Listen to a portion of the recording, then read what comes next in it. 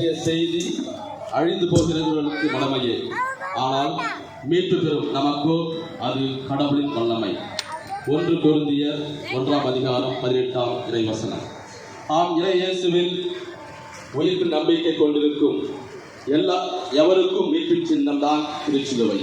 அதுபோல் ஆம் என்ற வார்த்தைக்கு அடிபணிந்து இயேசுவின் கருவறை முதல் கல்லறை வரை உடன்பணிந்து மீட்பின் பாதையான சிலுவை மரணத்தில் பாடுகளின் வியாகுல அன்னை அனுபவித்த துன்பத் துயரங்கள் இவ்வுலக வாழ்வு துன்பங்கள் வழியாகவும் கடந்து செல்கிறது என்பதை உணர்த்தி இறை திருவுளத்தின்படி வருகின்ற துன்பங்களை நாம் ஏற்றுக்கொண்டு வாழ நம்மை அழைக்கின்றது.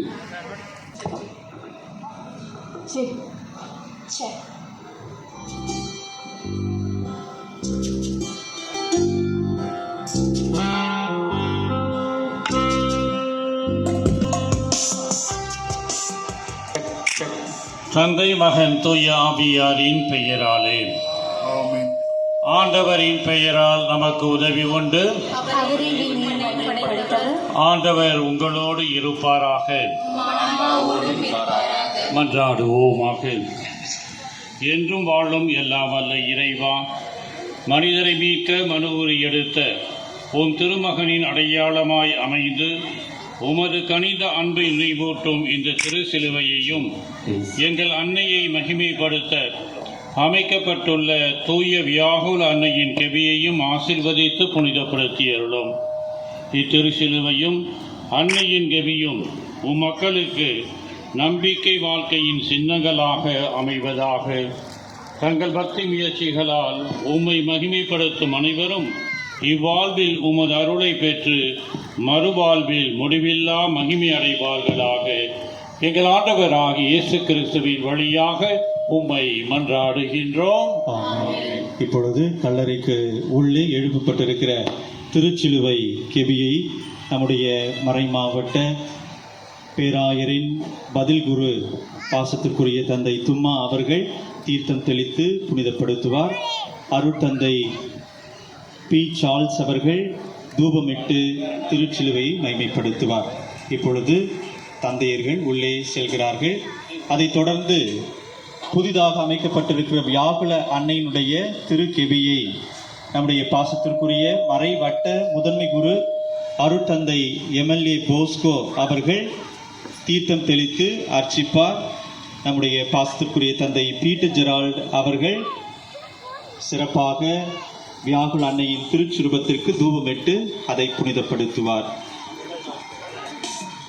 தன்னார்வலர்கள் தந்தையர்களை திருச்சுருவ கெபிக்கு அழைத்துச் செல்கிறார்கள்.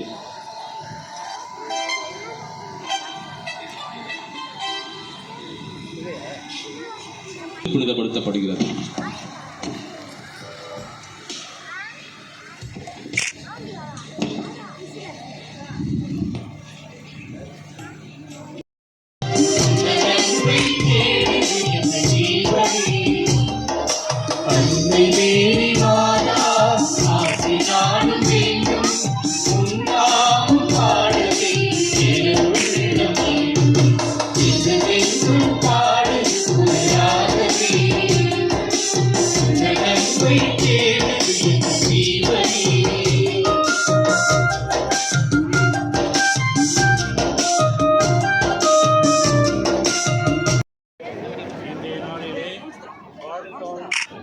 அருகிலே இருக்கின்ற வியாகுல அன்னை ஆலயத்தின் அருகில் அமைந்திருக்கின்ற கல்லறை தோட்டமானது அருட்தந்தை பிரகாஷ் அவர்களின் முயற்சியினால் புதுப்பிக்கப்பட்டு ஒரு புதிய பொலிவினை பெற்றிருக்கின்றது.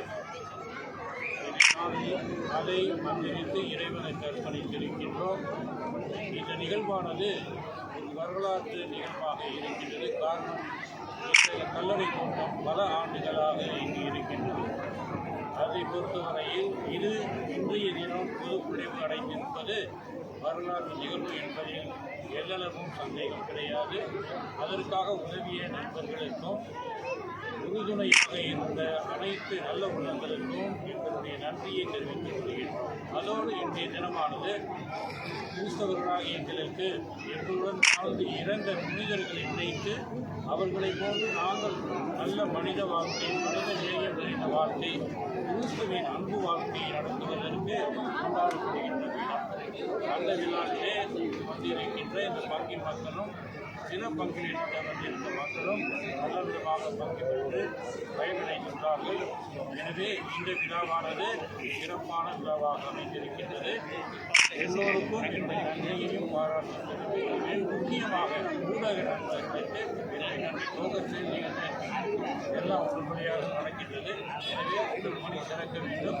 இறைவன் என்பதையும் என்னுடைய பிரார்த்தனையின் மூலமாக நிறைவாக சென்னையில் மற்ற இடங்கள்லாம்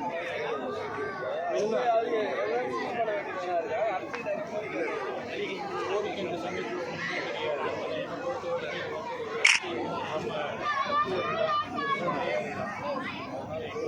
இந்த சமயத்தில் வந்து